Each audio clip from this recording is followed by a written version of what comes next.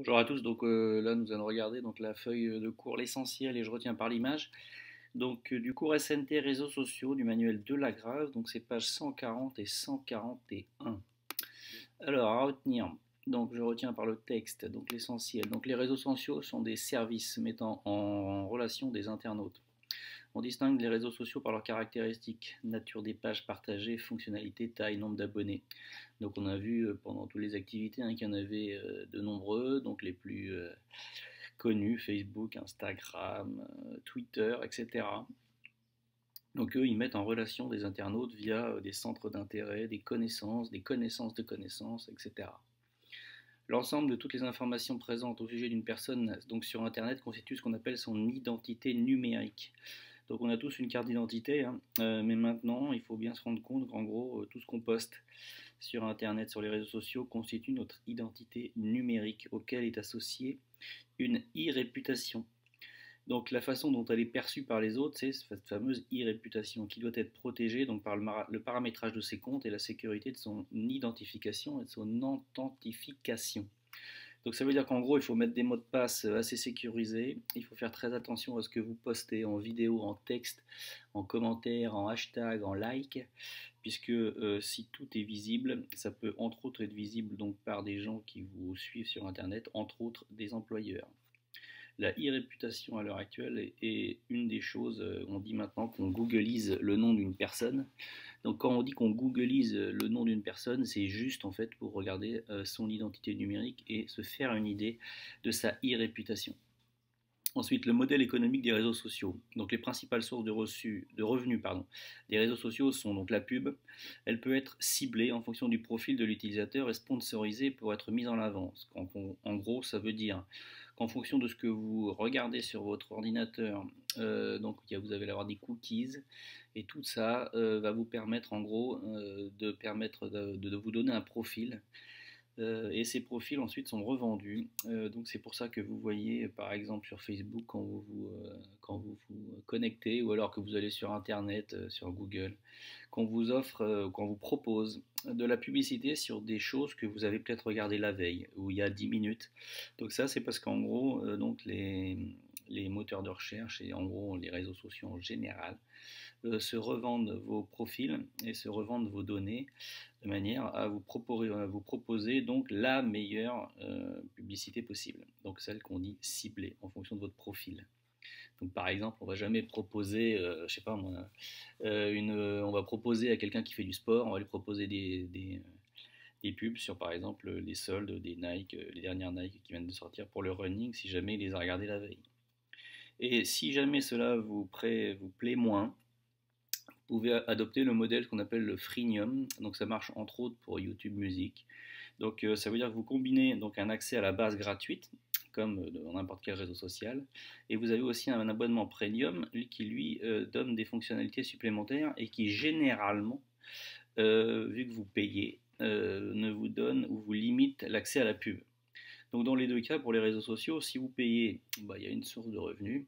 Si vous ne payez pas, en fait, c'est gratuit, mais on dit souvent qu'en gros, quand c'est gratuit, le produit, c'est que c'est vous. Et donc le produit, c'est parce que le produit, c'est que c'est vous, entre autres, c'est vos coordonnées, votre profil, vos goûts et tout ça. Donc après, c'est revendu à des sociétés de publicité pour vous promettre, en gros, plus on vous met devant les yeux de la pub, plus vous aurez tendance à acheter. Et tout ça, bien sûr, c'est pas vendu gratuitement. Alors ensuite, les communautés et leur représentation. Les réseaux sociaux peuvent être représentés à l'aide de ce qu'on appelle un graphe. Un graphe est un ensemble de sommets et d'arêtes, donc on peut les caractériser en identifiant le centre, le diamètre, la distance et le rayon. Tout ça, c'est des choses qu'on a déjà vues dans l'activité. Vous avez ici dans votre manuel donc le vocabulaire qui est très bien expliqué. Ensuite, la cyberviolence, donc ça c'est un point important. Une violence commise en ligne sur un réseau social est ce qu'on appelle une cyberviolence. Si elle se répète, on parle de cyberharcèlement. Le cyberharcèlement est puni par la loi. Donc je vous rappelle qu'il peut être puni donc, de 15 000 à 45 000 euros d'amende et jusqu'à 3 ans d'emprisonnement. Donc si les faits sont avérés. Le cyberharcèlement est puni par la loi, doit faire l'objet d'un signalement et d'un dépôt de plainte. Si vous êtes témoin ou si vous êtes subissez donc une cyberviolence ou un cyberharcèlement, il faut aller voir les autorités. Donc les autorités, que ce soit un adulte hein, au sein d'un établissement scolaire, aller voir quelqu'un pour le signaler, c'est absolument indispensable. Alors ensuite, au niveau des images que vous avez, donc sur je retiens par l'image. Donc ici, vous avez le fameux petit doigt bien connu ici donc d'un réseau social. Donc il vous dit qu'en gros, il faut bien paramétrer les comptes indispensables pour contrôler son identité numérique. Entre autres, les comptes Facebook. Vérifiez bien, tout est paramétrable. Vous pouvez très bien vous dégéolocaliser. Il faut bien chercher donc ce que vous mettez en lien, vos amis. Est-ce que dès que vous mettez quelque chose, une photo, tout ça, c'est public ou c'est que à vos listes d'amis? C'est vraiment important de paramétrer les comptes pour avoir votre identité et pour contrôler votre identité numérique. Pour l'instant, une photo de vacances, c'est très joli. Mais il faut bien vous dire que dans 20 ans, peut-être que dans 20 ans, quand vous chercherez un travail, si vous êtes en maillot de bain sur la plage et que tout le monde a pu avoir cette image-là, c'est peut-être pas forcément l'image que vous allez renvoyer si vous voulez un profil de recrutement, par exemple, sur des jobs qui sont à très haute valeur ajoutée ou avec des équipes de management importantes à gérer. Ensuite, vous avez ensuite l'identification et l'identification obligatoire, c'est assez classique, c'est-à-dire qu'en gros, vous devez forcément vous identifier et vous authentifier quand vous devez aller sur un réseau social. Alors on ne vous demande pas forcément votre carte d'identité, hein, c'est pour ça qu'il y en a plein qui ont des pseudos, mais vous devez forcément vous identifier via un code. Ensuite, il y a des réseaux qui sont généralistes ou thématiques, donc généralistes type Facebook, thématiques, bon, par exemple Pinterest pour tout ce qui est aménagement extérieur, aménagement intérieur, plus de la déco, où vous avez aussi, par exemple, LinkedIn, le premier, en gros, vrai réseau social, apparu en 2003, qui, lui, est plutôt pour tout ce qui est donner les CV, ressources professionnelles, donc c'est plutôt un réseau social professionnel. Vous avez toujours différentes fonctionnalités avec des hashtags, des likes pour exprimer votre approbation, votre désapprobation. Les modèles économiques, donc des réseaux sociaux.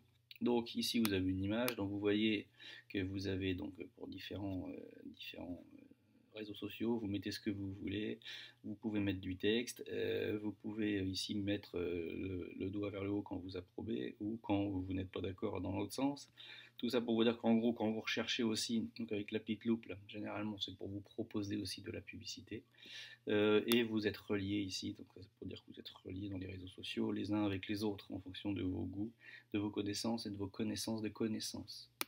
Ici vous avez des communautés et leur représentation, donc là vous avez typiquement un graphe, un sommet, ici une arête, et ici vous voyez que les personnes sont représentées en fonction de leurs connaissances, de leurs liens. Donc, par exemple cette personne-là est reliée à celle-là, alors vous voyez que celle-là elle a 3 ici liens, alors que celle-là par exemple est plus isolée puisqu'elle ne connaît que cette personne-là. On a défini donc dans des réseaux comme cela le diamètre, le rayon et le graphe. Ensuite, vous avez ici dans cette image-là, vous avez deux accès. Accès de base dans tous les réseaux sociaux et un accès premium. Je parle par exemple pour YouTube Music. Donc l'accès de base, ici, l'euro pour dire qu'en gros le réseau social, lui, en gros, il se revend vos données personnelles à des sociétés de publicité pour vous proposer ce qu'on appelle une publicité ciblée. Donc cette revente permet d'assurer donc des revenus à ce réseau social.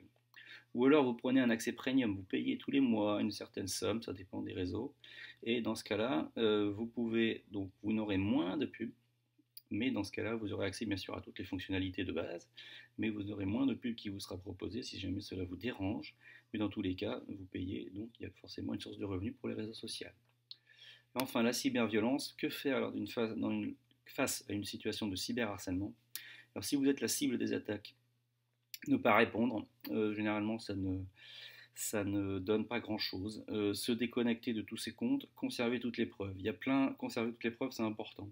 C'est-à-dire qu'en gros, il y a plein de moyens sur les téléphones de si vous êtes harcelé, conserver des images de fond d'écran. Tout le monde sait le faire. Donc vous êtes victime, vous gardez une image dans votre téléphone. Comme ça, si le message il est effacé, vous avez pris l'image. Je suis témoin des attaques. Je ne fais pas de commentaires non plus. Généralement, c'est encore une fois, ça ne donne rien. Je le signale aux autorités. Alors, les autorités, ça peut être très vague. C'est au moins un adulte que vous connaissez. Sinon, c'est un adulte si c'est dans le cadre du milieu scolaire. vous pouvez aller voir, donc que ce soit un CPE, un professeur, quel qu'il soit, le directeur, le proviseur adjoint, qui vous voulez. Et si jamais vraiment après tout ça, ça n'avance pas, vous pouvez aller vraiment aux autorités, déposer plainte. N'hésitez pas à déposer plainte. Le système pénal et judiciaire est fait pour ça. Voilà, donc j'espère que cette vidéo vous sera utile.